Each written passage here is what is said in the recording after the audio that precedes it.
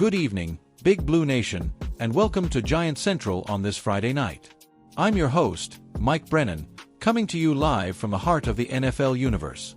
Folks, have you ever seen a rookie with this much raw talent create this much noise before he even turns 21? That's exactly what's happening right now with third overall pick Abdul Carter, the electric edge rusher out of Penn State who was supposed to be the final puzzle piece for a Giants defense on the rise. Instead, he's learning the hard way that talent alone doesn't cut it in the National Football League. Buckle up, because tonight we're diving deep into the Abdul Carter wake-up call, what Shane Bowen really told him behind closed doors, and why this bumpy rookie ride might actually be the best thing that ever happened to the future of our franchise. Let's set the scene. Last Sunday at MetLife Stadium, the Giants are clinging to a late lead against a red-hot Green Bay Packers team that came in with playoff fire in their eyes. The defense, believe it or not, is holding Jordan Love and company to just 296 total yards, one of the stingiest performances any team has put on the Packers all season. And who's out there flying around for a career-high 89% of the defensive snaps? None other than Abdul Carter, after he started the game glued to the bench. Yeah, you heard that right. The kid who was drafted to be the next Lawrence Taylor, the next Michael Strahan, the next game-wrecking freak off the edge for Big Blue. He didn't see the field for the opening series. Why? Reports say the 20-year-old phenom overslept and missed a Saturday walk through the day before the game. Carter has denied the fell asleep in meetings rumors swirling on social media, but whatever the exact details, the message from the coaching staff was crystal clear. Nobody, and I mean nobody, gets a free pass in East Rutherford. Not even the highest drafted defensive player the Giants have taken since LT himself back in 1981. Defensive coordinator Shane Bowen, the man tasked with turning around a unit that's been gashed far too often the last few seasons, didn't sugarcoat it when he met the media this week. Quote, "Unfortunate situation, handled internally. But he came in Tuesday ready to play, ready to learn, ready to make corrections, and he was good yesterday." Bowen went on to deliver what might be the quote of the year for every young Giant watching: be a pro. Keep working. Don't get frustrated with the current situation. You've got to find ways to keep getting better. Take advantage of the opportunities when they come. But again, it's consistency day after day with all these guys, especially the young players. Just try to be the same guy every day. Powerful stuff. And you know what? Carter listened. After that one series benching, the kid was unleashed, and he responded with his heaviest workload yet, 89% of the snaps, plus 4 special teams reps, his most since that miraculous Week 5 upset over the Eagles. For context, that's the same Abdul Carter who came into the league with a 99 athleticism score on some scouting services, the same kid who ran a 4.42 at 260 pounds at the Combine, the same kid who terrorized Ohio State in the college football playoff.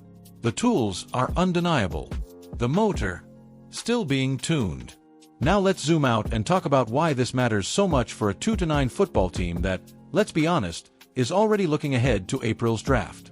In a lost season, the development of young cornerstone pieces like Carter, Malik Neighbors, Tyler Nubin, and Drew Phillips is the only thing left on the bingo card. And right now, Carter's traditional stat line looks rough.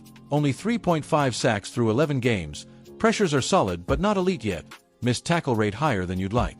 But dig into the advanced numbers and the picture brightens. He's top 15 among edge rushers in pass rush win rate, his run defense grade from PFF sits in the green, and when he's fresh late in games he's bending the pocket the way Kayvon Thibodeau used to dream about. Remember 2022 when Thibodeau had that slow statistical start as a rookie? Finished with 9 sacks in the final 10 games once he figured out the pro routine. History could be rhyming here in East Rutherford. Think about the legacy Carter is walking into. The Giants have produced some of the scariest pass rushers in NFL history.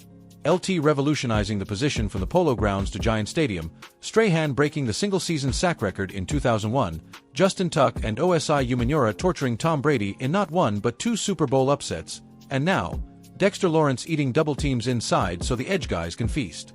If Carter reaches even 80% of his ceiling, paired with Dex, Thibodeau, and Brian Burns, that's a front that can carry a franchise back to February glory, the way the 2007 and 2011 defenses did when nobody gave Eli and company a chance.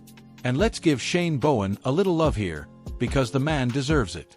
Despite the record, this defense held the Packers, one of the 5 best offenses in football, to 296 yards and forced 3 turnovers.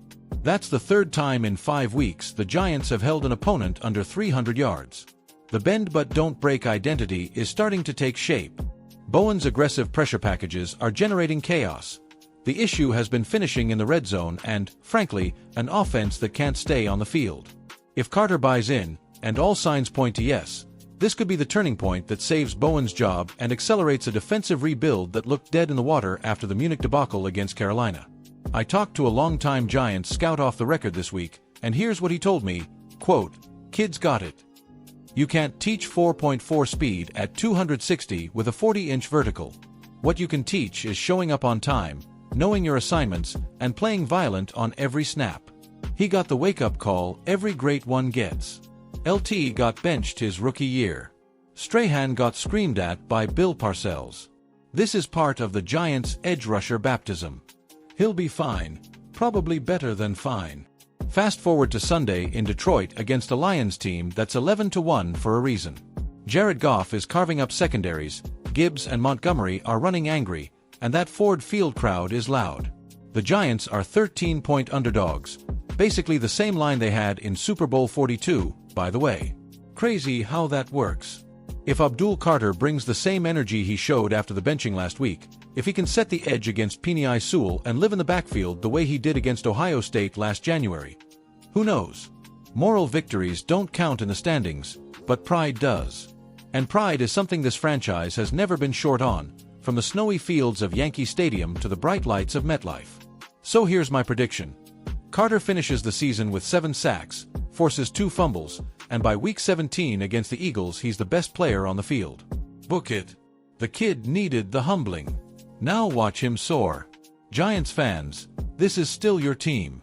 Through the losses, through the growing pains, through the 2-9 heartbreak, this is when legends are forged.